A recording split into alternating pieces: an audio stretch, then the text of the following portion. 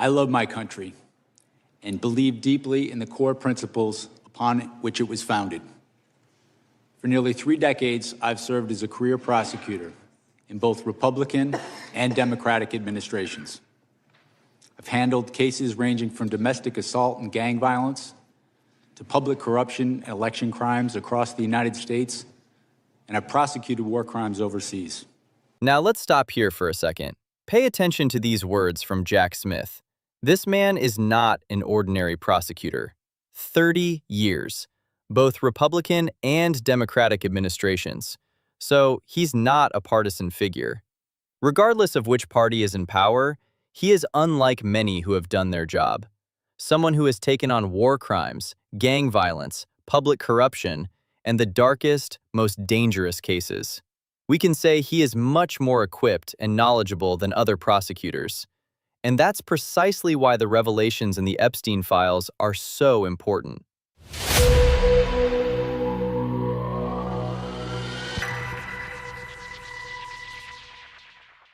Because this man has never hesitated to fight the powerful throughout his career. Whether it was war criminals, organized crime syndicates, or corrupt politicians, Smith was after them all.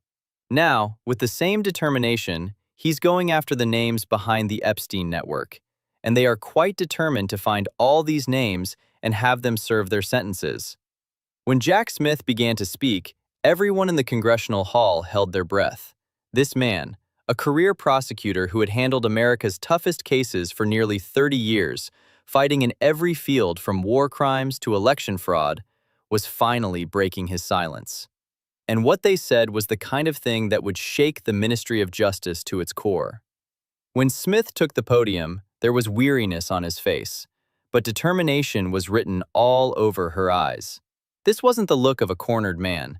This was the look of someone who stood behind what they said.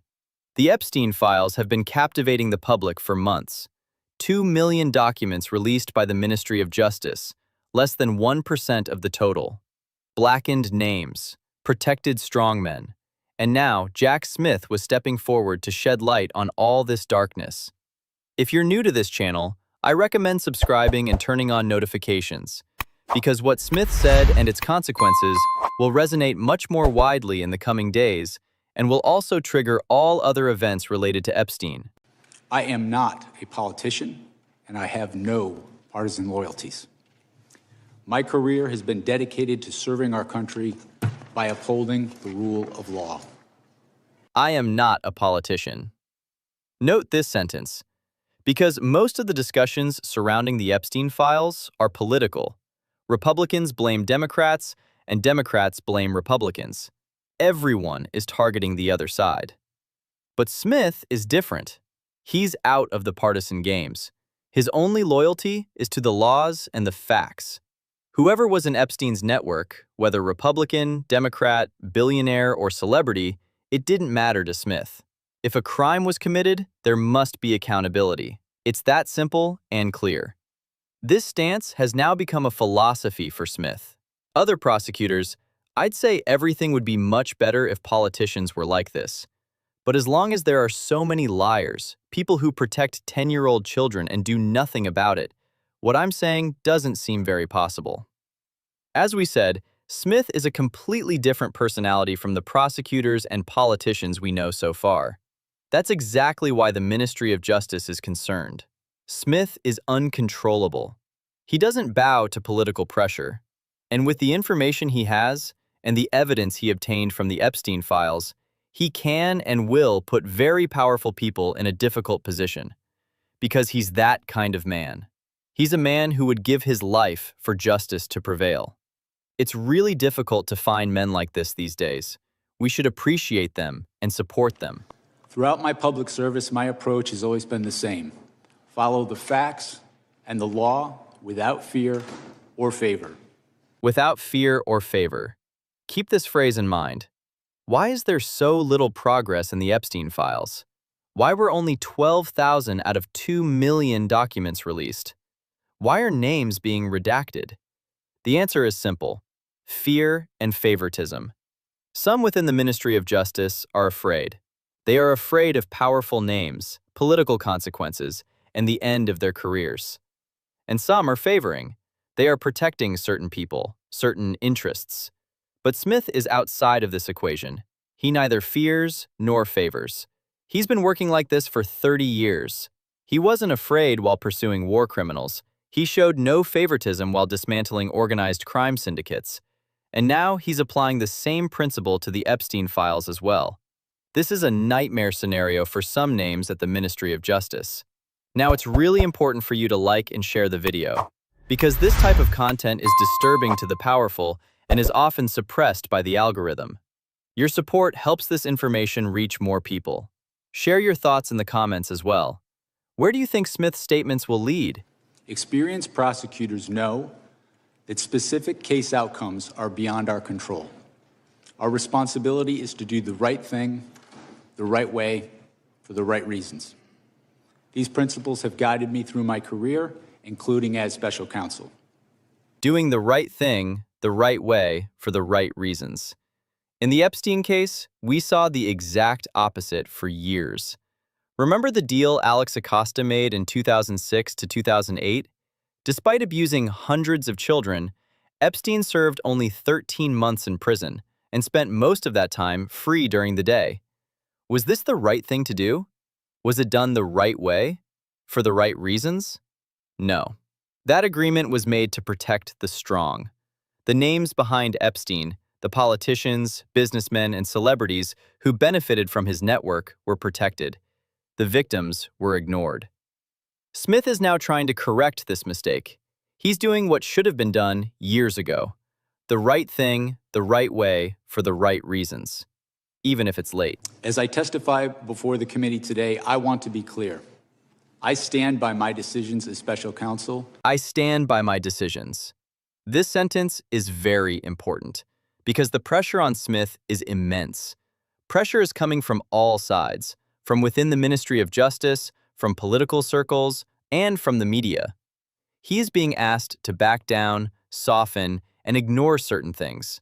But Smith is not backing down. He stands by his decisions.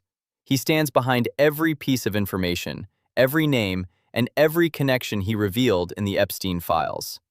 This is a big problem for the Ministry of Justice, because they can't silence Smith. They're not scaring me. And now, in front of Congress, in front of the cameras, with all of America watching, Smith is speaking. No one should be above the law. Consider this sentence in the context of the Epstein files. Who are the people in those files?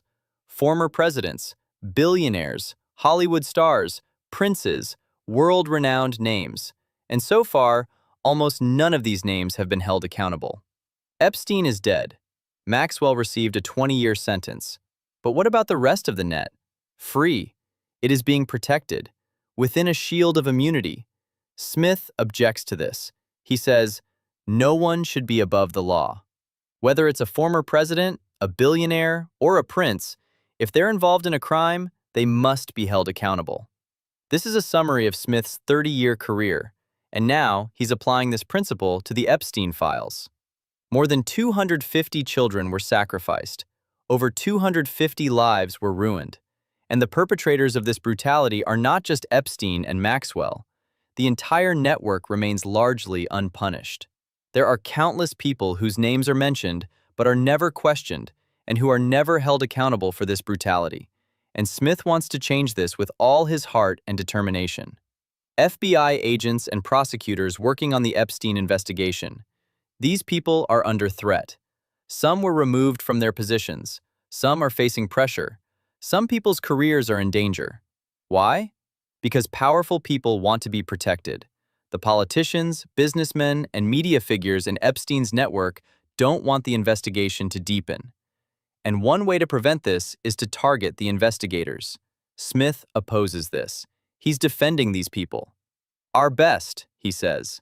And indirectly, it's also saying, if you harm these people, if you try to silence them, I will continue to speak. This is a direct challenge to some names at the Ministry of Justice. Adam is really crazy. He's not afraid of anyone. Against all kinds of injustice. We need brave men in our country, and indeed around the world, who speak such words without hesitation, ensure justice is served, and put their entire being and lives on the line for this. I really congratulate Smith on this. The guy knows his stuff and does it justice. The rule of law is not self-executing. It depends on our collective commitment to apply it. It requires dedicated service on behalf of others, especially when that service is difficult and comes with costs. Our willingness to pay those costs is what tests and defines our commitment to the rule of law and to this wonderful country. So, what happens now? First, Smith's congressional statement was entered into the official record. What they said is now documented. It's very difficult for him to back down. Secondly, pressure is mounting for the full release of the Epstein files. The Epstein Files Transparency Act is being violated. Only 1% of the 2 million documents were released. And names like Smith say this situation is unacceptable. Thirdly, Maxwell's congressional statement on February 9th is approaching. Maxwell was Epstein's closest associate. She saw everything. She knows everything. And Smith's statements could be laying the groundwork for Maxwell's testimony. Fourthly, tensions within the Ministry of Justice are increasing. On one side are principled prosecutors like Smith, and on the other are bureaucrats who want to close the files. This tension will explode at some point. Jack Smith is not a politician, not partisan. It is not affiliated with Republican or Democratic administrations. He's just a prosecutor who has been doing the same job and following the same principles for 30 years. To pursue the truth without fear or favor. That's his motto. And now this motto is being applied to the Epstein files. Smith is not afraid. He's not showing favoritism. He's not afraid to go after powerful names. More than 250 children were sacrificed. These victims are waiting for justice. The families are waiting for an answer. And Jack Smith is working to ensure this justice is served. The Ministry of Justice might be concerned. Strong names can be concerning. But Smith doesn't stop. He's talking. And every conversation sheds a little more light on the truths hidden in the darkness. Smith's last words in Congress are ringing in my ears. The rule of law does not function on its own. It requires dedicated service on behalf of others, especially when that service is difficult and comes with costs. These words are not just a general principle. This is a summary of Smith's approach to the Epstein files. Even if it's difficult, even if it costs him, he'll do the right thing. And perhaps this struggle will bear fruit in the end. Perhaps those 2 million documents will one day be fully declassified. Perhaps darkened names will emerge. Perhaps more than 250 victims will finally see justice. Smith became a symbol of this hope. He broke his silence, and now we await the response from the Ministry of Justice. If you want to follow this event, subscribe and turn on notifications. The consequences of Smith's statements, Maxwell's February 9th testimony, every development in the Epstein files, it will all be here. Also, check out the suggested videos on the screen. Both are of immense importance in learning and understanding why Smith is so important and the true nature of the Epstein case in general.